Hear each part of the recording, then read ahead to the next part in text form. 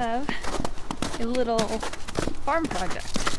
Headed out to feed the horses and all the animals right now, and we have 2 fainting goats that are eating the bark off of my willow tree. And this willow tree provides all the shade in the summertime for the chickens and for the goats. So it's important that I do my best to save it.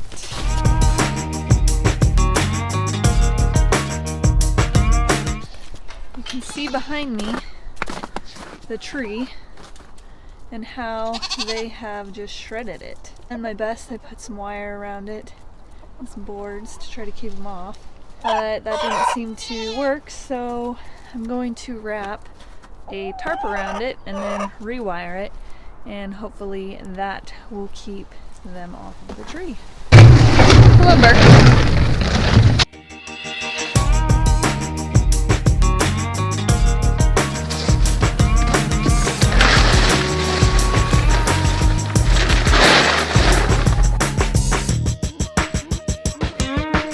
Hopefully this bungee cord saves the day.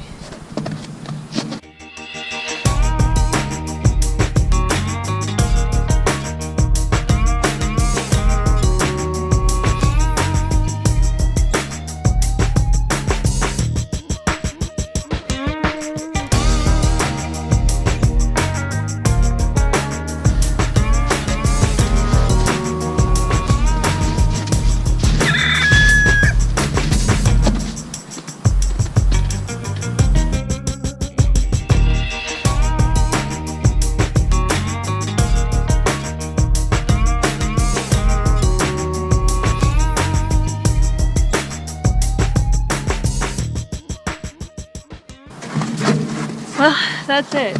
Let's hope that at least saves the main trunk of the tree. Well, this is an update to my tree handiwork. Trying to keep the goats off of the willow. I'd say it was a failure. This is what it looks like today. It's about, exactly a week later.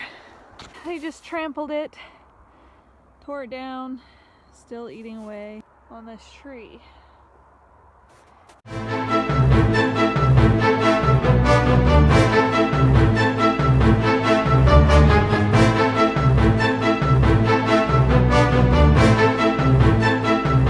I drive a big truck, and it is extremely hard to park it sometimes when I go places like Spokane. So tried 2 spots before I finally was able to wedge myself into this parking spot in between these 2 little cars, and I'm always very attentive to where I'm parking, making sure that people can get in and out of their cars. So park my truck, takes me a little while to get wedged in, park my truck in between these 2 cars.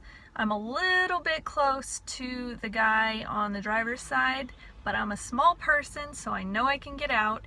And my thought process was, if somebody's a passenger, then the driver can actually pull their car out before the passenger gets in if they're not a tiny person and can't get in their car without hitting my truck. That's my thought process parking in this parking spot. I'll admit it, I was parked a little crooked, but I did make sure that there was room for people to get in and out, and I squeezed myself out of the door. I'm always very careful to not touch the car next to me. I guarantee you I did not touch your freaking car, whoever you are. I did not ding your door. I did not even touch your car. I know this for a fact because I'm always very careful about this. It just pissed me off that somebody went and accused me of dinging their door when I know for a fact I did not touch their car.